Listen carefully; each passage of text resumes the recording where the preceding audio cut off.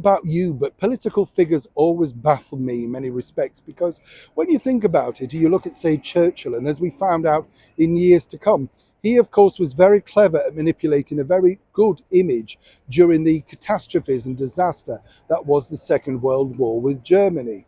But nothing like today's politicians and world leaders. It appears, though, that some enjoy the limelight more than others. But are other celebrities now attaching themselves to world leaders to up their profile? As ever, let me explain. Hi, good morning. Nice to see you. I hope you're all keeping well. Yes, as I say, when you think about world leaders, there are many, aren't they, that we often look back on and think, wow, they did a great job. I would say Mrs. Thatcher was one, whether you liked her or not. She was an impassioned leader and left her mark on the world. Winston Churchill, another one. Go back even further, Lord Nelson, everybody remembers him. So it's really difficult to be remembered, because while you may be a good leader, a good guy, it's what you do in that particular period. Now, if you look at this particular situation with the Ukraine president, Zelensky, seemingly he's fighting a war. And I'm not decrying that terrible situation going on over there.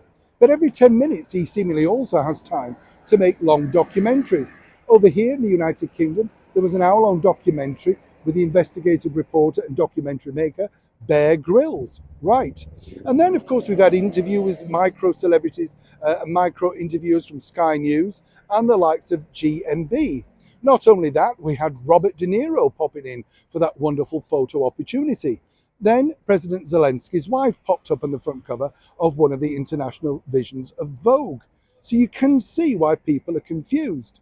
When Zelensky came over here to the United Kingdom earlier this year, literally Westminster Hall was packed with the great and the good, including our current Chancellor of the Exchequer, Jeremy Hunt. That's right.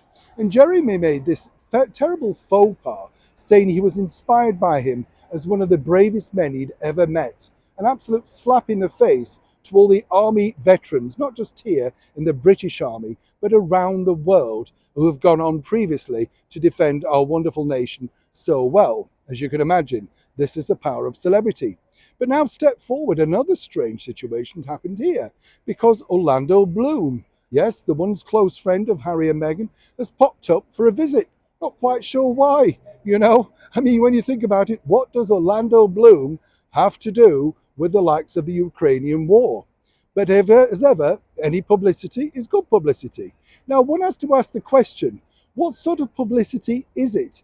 Is it good for the president or good for the actor? Does he have a new movie, a book, a promotion to get out there? People are simply baffled. All the while, of course, Mr. Zelensky is asking for donations, tanks, aircraft, and endless supplies of money in his ongoing battle with his own personal war. Over here in the United Kingdom, people are becoming, shall we say, a little slightly jaded. We're battling our own personal lives, cost of living, and of course, battling with the fact that we were locked down for so long, with so many people suffering so many own personal problems. This isn't a war that we started. And the bottom line is, a lot of people feel the great people of Great Britain have already done enough. And pictures like this with the Hollywood superstar Orlando Bloom do nothing to make them want to snap open their purses or wallets even further. As ever, I'd love to know your take on this particular story. Do you agree, or do you feel that actually we should be more compassionate? This is simply a photo opportunity highlighting once again the terrible atrocities that are happening around the world. I'd love to know your comments. Neil Sean in the very heart of London.